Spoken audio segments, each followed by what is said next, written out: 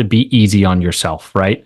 The more that you beat yourself up over different struggles, over different shortcomings, it really only makes things worse. There are times when, we're going after a job promotion or trying to achieve an important goal in our lives. And we kind of think, right, almost as if society has told us that if we don't get to where we want to go, we need to like lambaste ourselves or something, right? And basically scold ourselves for our shortcomings.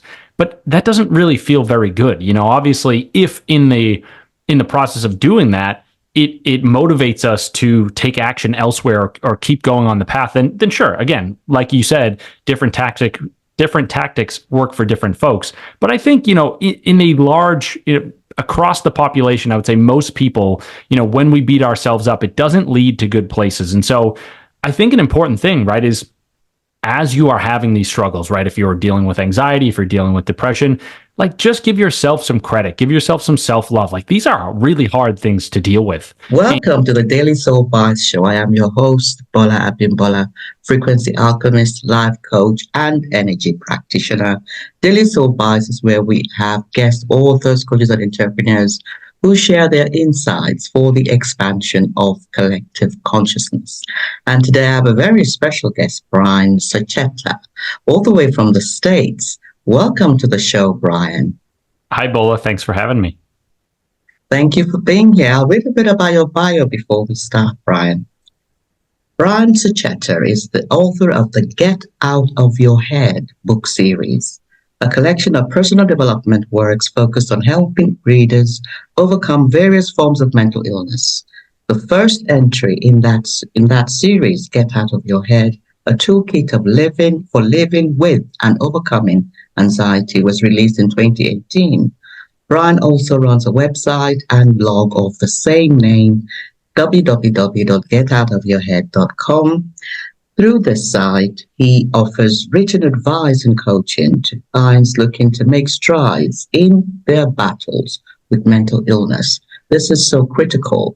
Mental illness is something that everybody has to go through, and it's something we have to manage for our lifetime. As a journey, because there's some inclinations that we have which have been passed down to us, and which we have to be aware of in order for us to live our best life. So I'm really glad that Brian is here to shed light on anxiety and depression in particular, but any other insights that he may share. I'm really excited about that.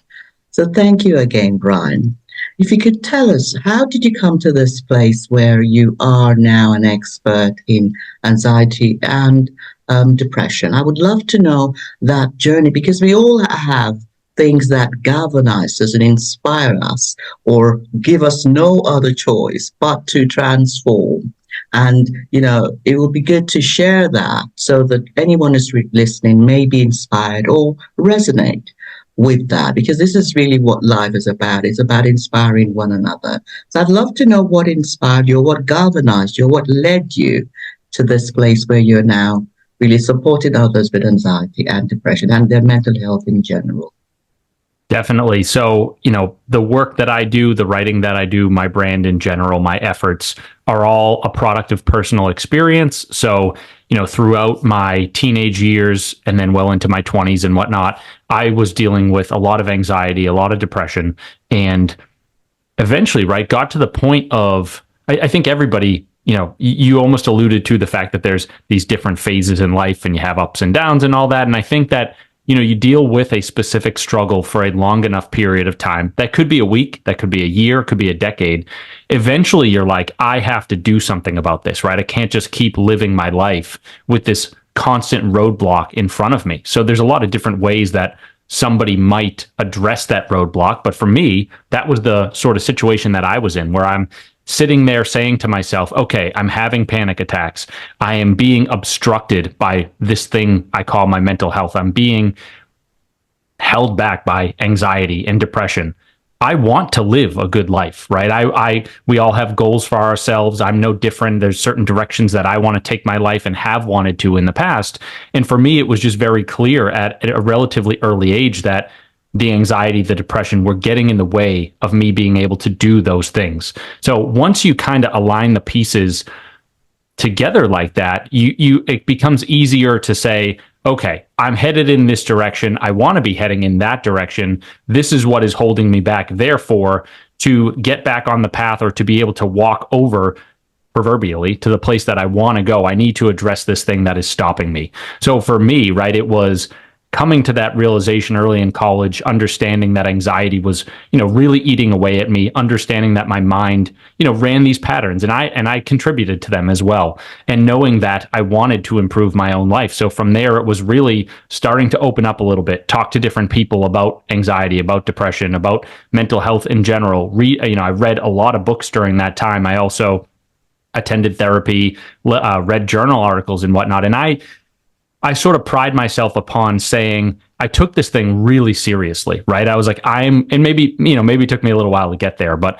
I was like, I want to figure this out because I want to live a good life, or at least the life that I determine or, I qualify as good for me, right? And so I knew I had a lot of work to do, but it was just something that I was really passionate about because it was like, this is the thing I struggle with the most. And eventually, right, I took all that information that I had learned over the course of a decade or so, and I started to compile different, blog posts and information, talk to different people. And they were like, as I spoke with those folks, they're like, hey, this is a lot of good, helpful information. How did you generate this? Where did it come from? And I kind of told the story I just told, right? And they're like, wow, you need to do something with it. So started publishing blog posts, eventually put out my first book. And the real concluding thing, or the most important piece to hit on the high note, is basically, this is a passion project for me. I think everybody also gets to a point in their suffering battle where they're like, I'm not just going to suffer for no reason. Either I'm going to eventually grow out of this, or I might even grow and then turn around and use that suffering for something good. So for me, it's like putting the books out there, putting the blog posts out there, hearing from folks that I'm actually impacting. I mean, that really does mean the world to me, just knowing how difficult that struggle can be and being right there with the reader, with the listener, so on and so forth. So that's the entire journey at a very high level. And yeah, you used a term that spoke to me. I think you said almost sort of, we are forced into certain things in our lives. You probably use slightly different terminology than I just did there, but that's how it always felt to me, right? Was like, I wouldn't choose anxiety. I wouldn't choose depression if given the option, but I knew that, hey, this is the body that I've been given. I have to deal with it. And then therefore, once I do deal with it, I'm going to turn around and try to help as many people as I can. There was some book that I was reading recently, and the person was talking about their own mental health struggles. And they were like, they said to themselves, I am going through hell. When I get out of here, I'm coming back and I'm taking as many people with me as I can. And that's it in a nutshell. Wow. Thank you so much. Thanks for sharing that, Ryan. Honestly, I got a sense of the self-awareness that you developed, that, you became aware of those things around you, the way you were thinking and the impact on your life. And it's one thing for us to be self-aware. It's another thing for us to, allow ourselves to be led, to take action, and to be dedicated, because it's hard work. It's hard work. Getting out of the head is hard work. And that takes us into your book, Ryan. What does your book contain? What can readers expect?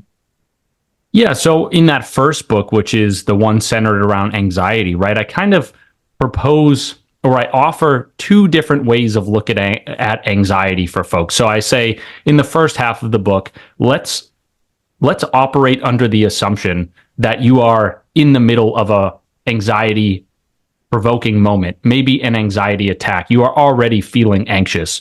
What are some of the perspectives and tactics that we can leverage or adopt that would help us walk that fear, that anxiety back?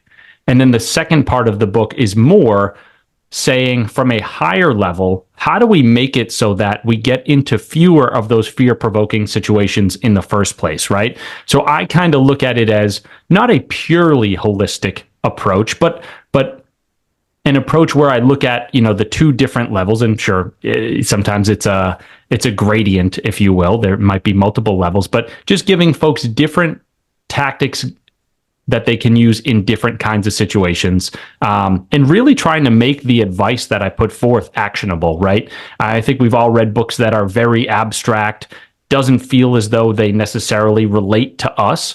I wanted to make sure that, I supplied information to folks that hit the nail on the head, so to speak, right? Is I wanted to talk directly to anxiety, and I wanted to talk directly to the reader.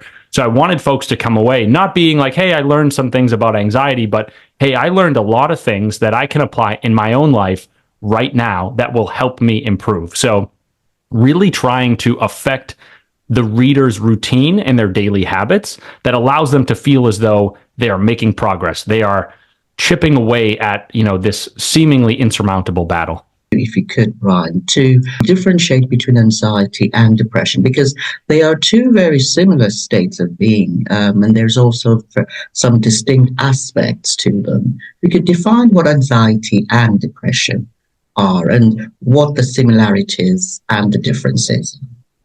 For sure. So I guess just a little quick background information. We talked at a high level about the first book. I have a second book out there called Get Out of Your Head Volume 2, Navigating the Abyss of Depression. So I did purposefully, segment out those subjects, one per book.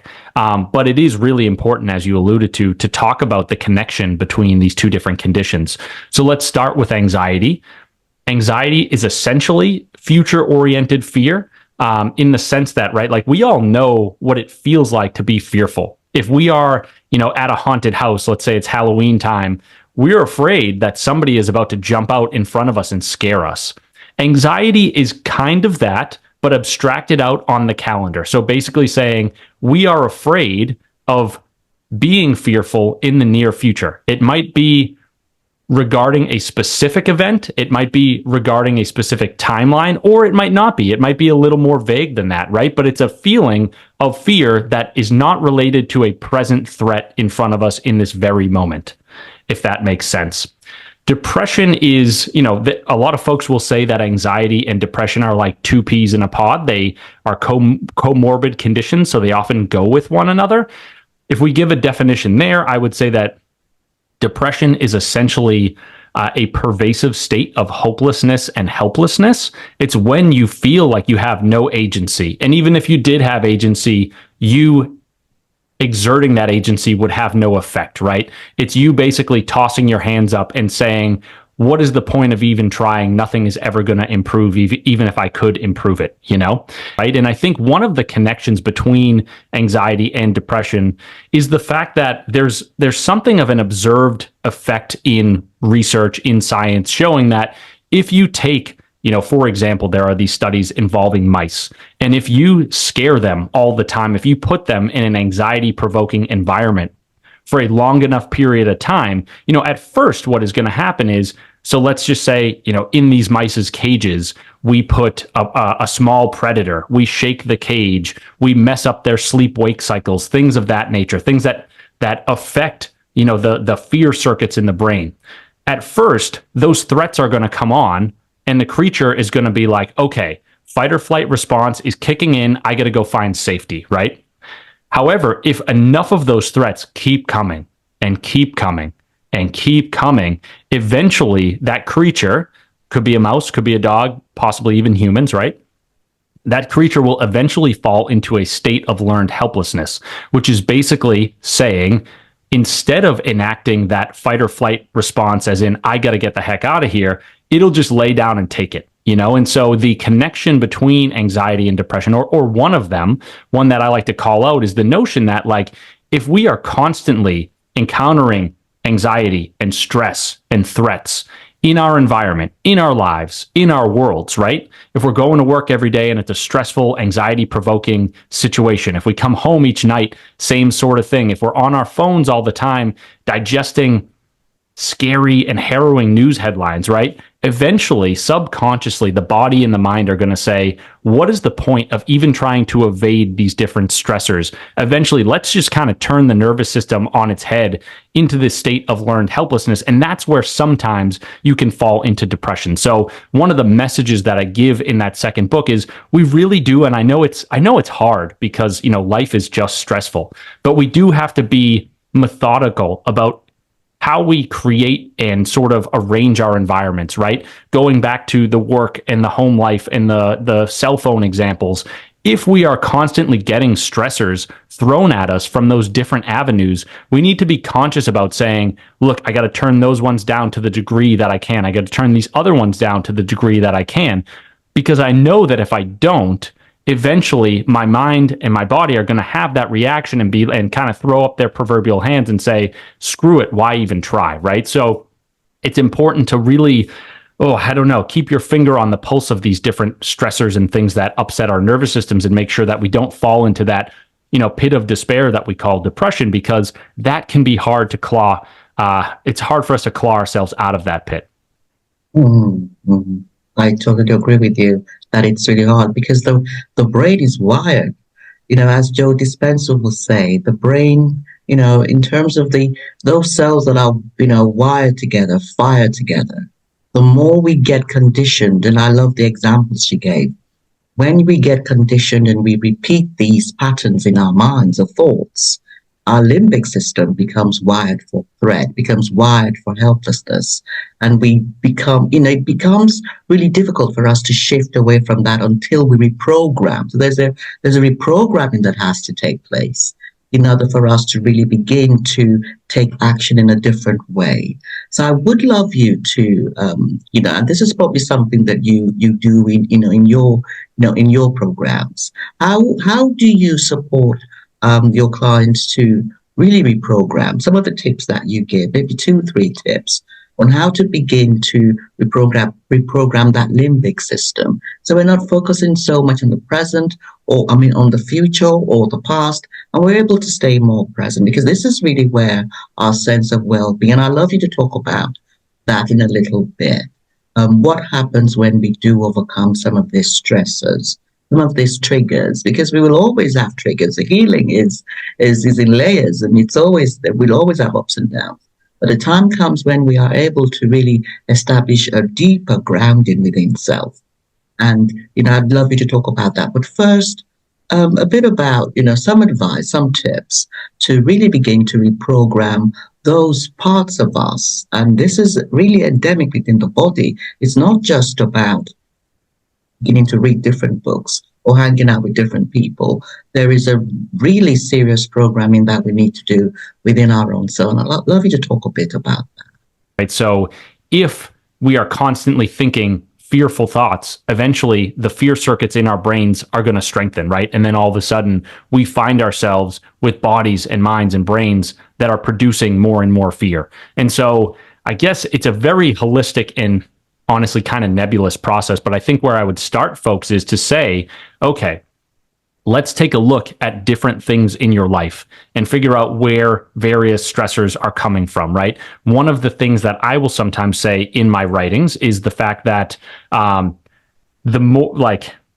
often we will associate, maybe not one-to-one, but there's a correlation between the fight or flight nervous system and anxiety itself. So sometimes folks will associate the activation of that fight or flight nervous system with anxiety.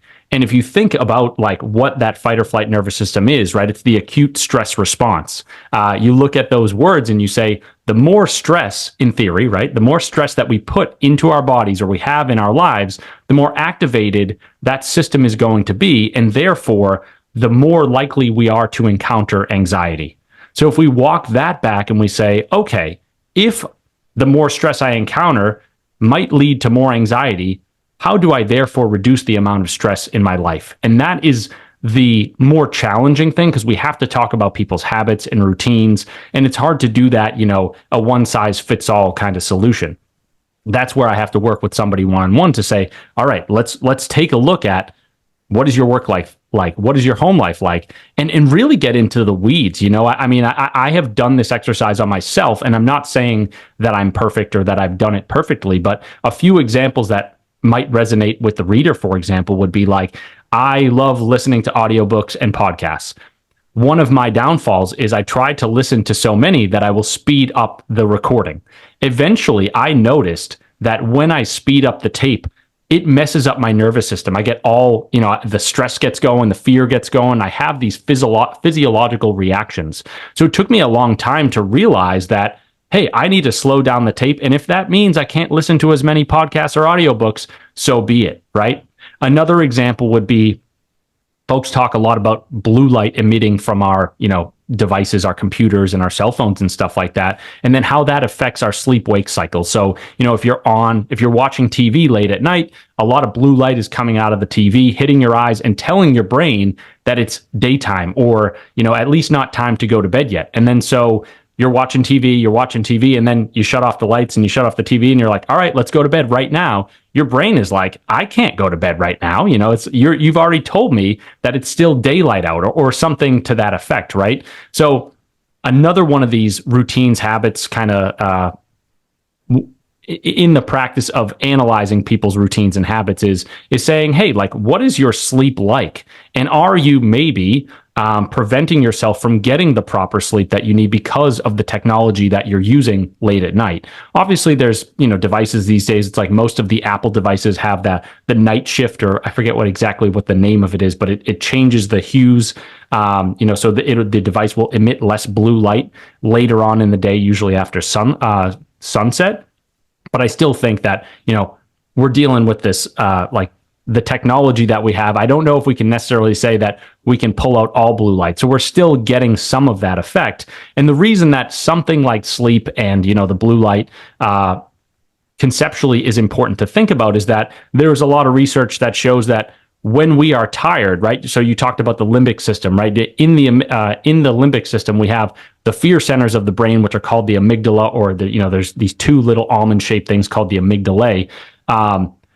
When we are tired, those amygdala, the limbic system of the brain, essentially those structures have an easier time outpowering and outmaneuvering our prefrontal cortices, or the parts of our brains that are responsible for executive function, planning, thinking, reasoning, inhibition control, and stuff like that, right? So it's like, if we are constantly tired and there's a lot of stress coming on in our lives, that stress provokes the acute stress response, which also involves the limbic system and the amygdala. And then, we're tired. And so not only are those systems getting revved up a lot, but then they're even more powerful than, our prefrontal cortices, which are having a hard time preventing, I guess, kind of dealing with or grappling with the messages, the fear-laced messages that come from the limbic system. So I guess I could really talk about this subject for a long time, but those are two specific examples of, like, again, just trying to get in the mindset of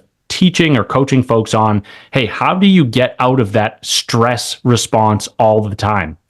And as a result, like, obviously, when we reduce the amount of stress that you are experiencing, we are hoping that means less anxiety. And I'm not saying directly it will have an effect on depression, but, right, if we're constantly experiencing anxiety, it is possible that in time we would encounter depression. So it's really just a holistic approach of looking at how we live our lives and how it affects our mental health.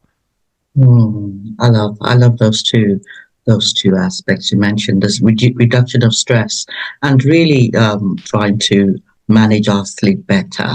There's so many different things affect us, and that self-awareness is key. Again, I always mention self-awareness. That's one of the programs that I run. I run a Smith Emotional Mastery program that takes us from self-awareness to transmutation, which is where we are now in that new state of being, of the higher self driving that physical ego self. And that's also what my book is about, Daily Soul Bytes. Daily Soul Bytes is really now available anywhere books are sold. And it's talking about the different perspectives of self, but the lower fear-based perspectives and those higher unconditionally loving perspectives, because we all have them. We all have those perspectives, because sometimes we think the way we think is all we can think. That's the only way to go. But we do have this choice. And becoming more self-aware of those different perspectives of thought within us is really key. And I'd love you to talk a bit more about the impact of our thoughts, because really, when it boils down to it, mental health is really about the way we perceive, the way we think, the what we're focusing on, and how we can begin to, and I know this is something that is probably very unique about the work you do, how we can begin to understand our thoughts a little bit more, so that we can begin to align to what is more familiar to us. What we know will give us our better outcomes. How important is is that thought process, are the perspectives that we hold when it comes to mental health. Yeah, it's funny. I mean, I could talk about this for a couple hours, and I know we don't have a couple hours, but let me see if I can try to be somewhat brief on it.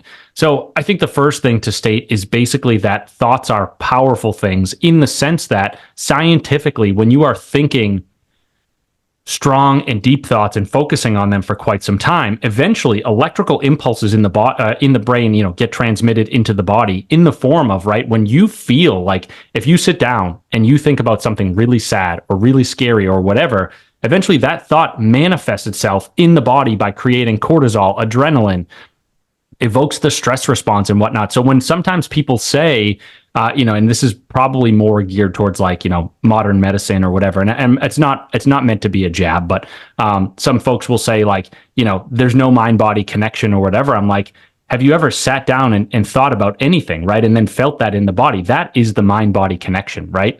So we have to be very careful that what we are thinking is not putting us into a psychological state that is one that we don't want to be in, or leading us astray, right? So it's like, on the anxiety front, I think the most simple way to put it is, if we are constantly thinking about things that scare us or make us anxious or are anxiety provoking, we are eventually going to find ourselves in a fearful or anxious state.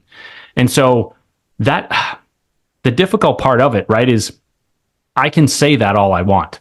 The challenging thing is that we have a lot of thoughts every day. I think folks will usually say about 60,000 thoughts a day. Not all of them are unique. Actually, most of them are not, but we do think a lot of different thoughts. And so, throughout the course of our days, we have to be careful with what runs through our mind, because, it's almost that there's that quote of be careful what you think, it determines how you act, be careful how you act, so on and so forth. There really is a chain there, and it leads all the way to the person that you are or eventually become. And so one of the things that I talk about on this front in my books is saying, and I know this is much easier said than done. I'm not trying to say that all you have to do is change your thoughts, because it's much more complicated than that. But a really important piece, right? And something that I like to highlight in my books is saying, you will hear a lot of folks in the personal development space, and you can call this me throwing shade if you want. This is a hill that I will die on. A lot of folks will say, hey, if you're experiencing anxiety, picture yourself in the situation where you want to be, that you're afraid of succeeding. Picture yourself not being nervous. Picture yourself attaining whatever it is that you want to attain. For some folks, that may work, right? Creative visualization. There's a lot of folks that live in that space and love that, right? That's kind of the manifestation world.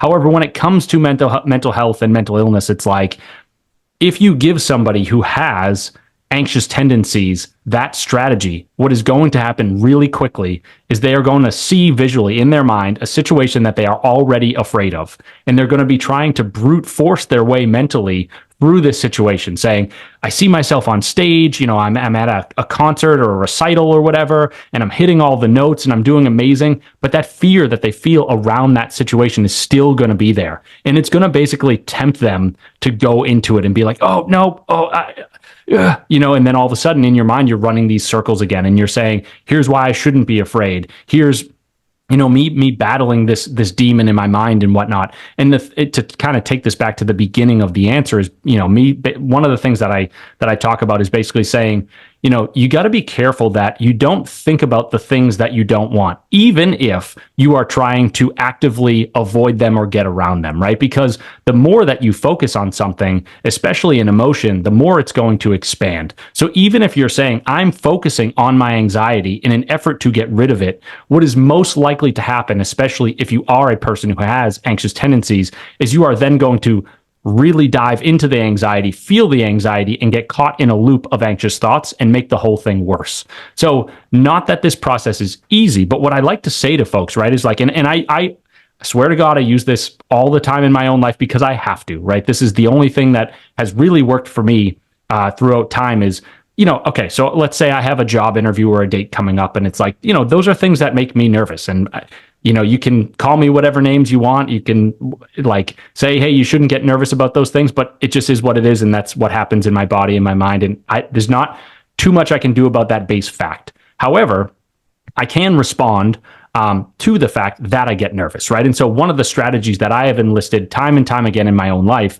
is to basically like think about that event. So there's a date, there's a job interview, right? And instead of going into the rumination cycle of saying, I'm on the date, I'm on the job interview. Okay, I see myself, I'm moving my pen across my desk. I'm stepping up to the whiteboard. I'm answering these questions and feeling that fear that's already there. Instead, what I do is I try my best to just pretend as though that event is never going to happen. I stay busy. I do other things. I don't focus on the fear. And I'm not saying I'm perfect. I'm not saying I do it right all the time, but I give it a good effort to just not go there mentally, right? And what often happens is as I do that, I stay out of that anxiety laced state leading up to that event.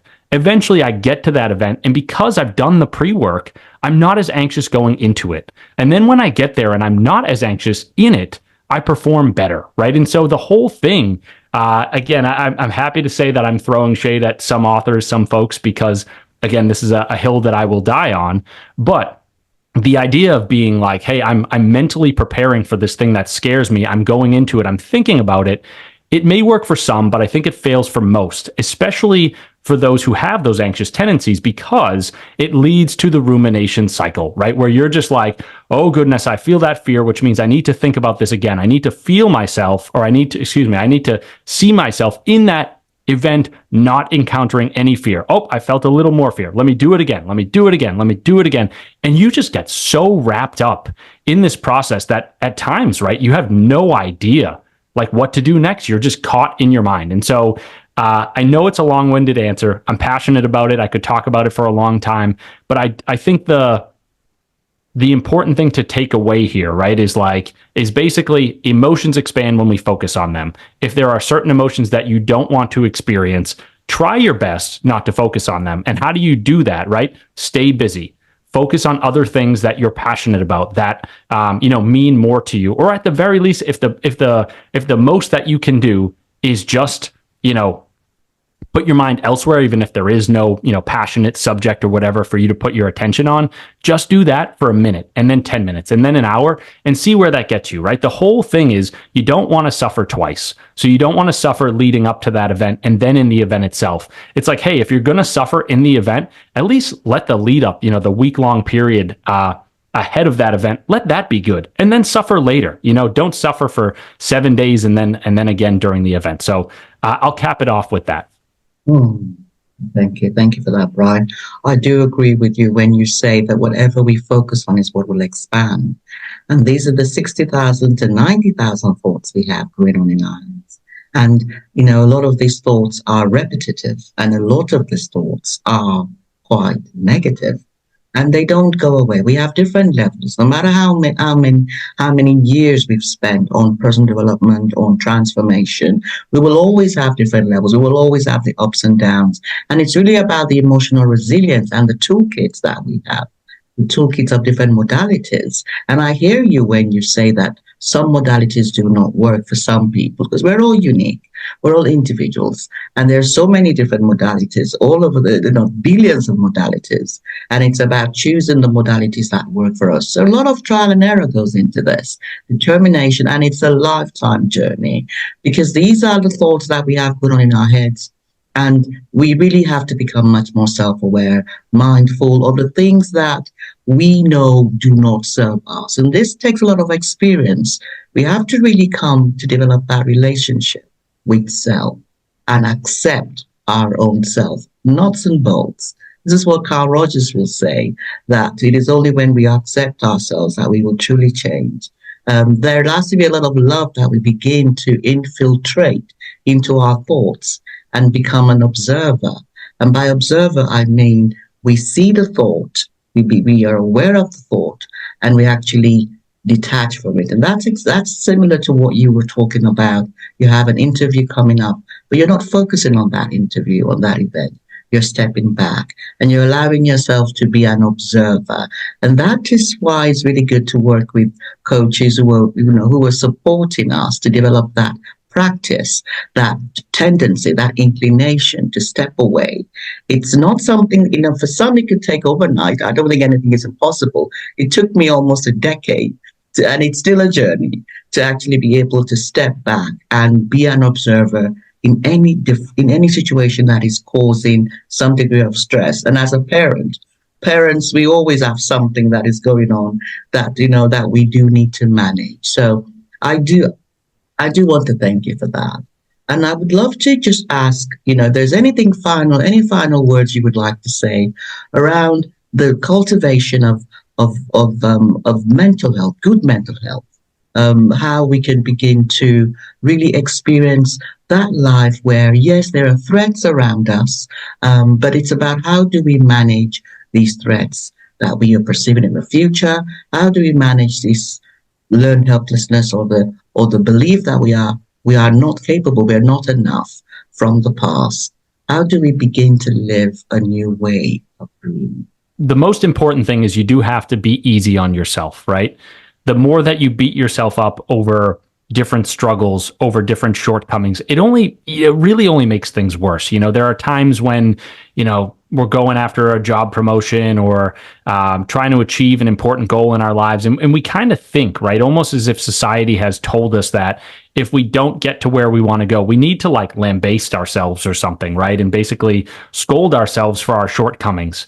But that doesn't really feel very good. Obviously, if in the process of doing that, it motivates us to take action elsewhere or keep going on the path, then sure, again, like you said, different tactics work for different folks. But I think, in a large, across the population, I would say most people, when we beat ourselves up, it doesn't lead to good places. And so I think an important thing, right, is as you are having these struggles, right, if you're dealing with anxiety, if you're dealing with depression, like just give yourself some credit, give yourself some self-love. Like these are really hard things to deal with.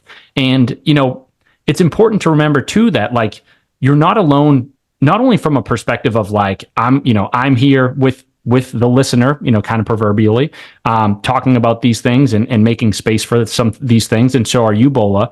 But you look at the statistics and it's like 1 in 5 Americans, and I think it's a similar number across the world, struggles with a mental health condition every year, right? So, you had said like we all struggle with mental health, and it's like, even if directly you and I don't, and I mean, I do, so I can't say that I don't, but even if somebody does not directly deal with it, 1 in 5 people, I mean, your family, whether that's your immediate, your parents' immediate family or your own, if you have kids or anything like that, you kind of just do the math of how many important people are in your life. And you're like, well, if it's 20, then that means 4 people out of that group. So it does affect everybody, in the world. And it's just like, again, I think the more it takes a little bit of time, right? Because I remember like being in college and just being like, I'm a failure, I'm a loser, I'm an idiot. Like, how could I experience anxiety? Like, I'm having panic attacks. Like, it's not supposed to be that way. And just feeling like I want to be on the path that I'm supposed to be on right now. I shouldn't have to deal with anxiety. I shouldn't have to deal with these struggles. I'm not saying everybody is going to encounter something like that, but you get to the point, right? After enough years and enough life experience and talking to different people, we all struggle in our own ways, right? And that makes us human. I'm not saying that it's easy to struggle, but it does connect us. And I think once you have that sense that it's still not fun to struggle, but it is okay, eventually you accept it in some way. And that's really not meant to be like just accept your fate, kneel down and die kind of thing. It's more like once you sort of embrace that or you become okay with it, you're like, now I can figure out how to deal with it, right? And move forward, because it's that resistance to the thing that prevents us from moving forward. And so, the message that I give to folks on these podcasts, and the one that I'd like to give here, is really just like, look, folks who are struggling with this stuff right now, my heart goes out to you really hard, because this stuff is so challenging. And I know I've been there before. I know what it's like to go through it, and it sucks. But at the same time, things like can get better, and they often do. So, to those who are in the thick of it right now, like, I know it stinks. I know you don't necessarily want to hear this, but it's like, hold on to the hope that things will get better, because they often do. So yeah, my heart goes out to you. Mm. Thank you, Brian. Definitely, I would agree with that because I also had to suffer from depression. And it took me over 10 years to come to that place where I could fill myself with love. Because love is it's such a sweet word, but we start off thinking it's a dirty word. And we sometimes consider it to be something that it's not. And because we've been conditioned to perceive it in different ways. So it took me a long time to actually come to understand and accept that love within my own self. And sometimes we have to get a glimpse of it from somebody else to understand it. So it might be from a coach, it might be from a teacher, it might be from books, but love is something that I know, and I love that you said that we have to embody that self-love because it is only when we love ourselves that we can change. We don't change from stress or by force. It has to be through a feeling of safety. Somebody has to make us feel safe. Somebody has to give us that safe space in order for us to feel like we are enough. And it's an interesting concept. But I did want to just mention that and support what you're saying, that it is definitely love is a key factor here. And I do want to thank you. I want to thank you for being here today, Brian, and to ask you, where can people find you when they want to connect with you? I know that's your book cover at the back there. And if you could just tell people where to find you and to get a copy of it. Yeah, so a good place to start would be my website. I think you mentioned it earlier. It's getoutofyourhead.com. No dashes, no spaces in that. If you go to the website, you can find the books. I've got a blog there as well. There's also some merch. I have one of the shirts on now with the logo. So if anybody felt inclined, they could definitely do that. Bola, thanks for having me. It was a nice conversation. I respect everything you're doing. It stinks to hear that you had that battle of depression, but I get the sense that it changed you into who you are today. And that, that's a powerful woman with a lot of self-awareness and a lot of self-love. And those are really important, qualities to have. So. Thank you. Thank you, Brian. Thank you for joining me today. And I'd love to thank those who are watching us for joining us today and to invite you to connect with Brian. Our anxiety and depression is a lifelong journey. It's not something that can be solved by 2 minutes or even two months. It's a lifelong journey, and it just affects us in different ways. And what one person will be anxious about or depressed about, another wouldn't. So it's really about understanding who we are. So, and I love the perspectives that Brian is sharing. So I would invite you to connect with him and to get a copy of, Get Out of Your Head, and also to ask you to subscribe and grab your copy of my book, Daily Soul Bytes for an Inspired Life. And I do look forward to seeing you on the next episode of the Daily Soul Bytes show. Bye-bye.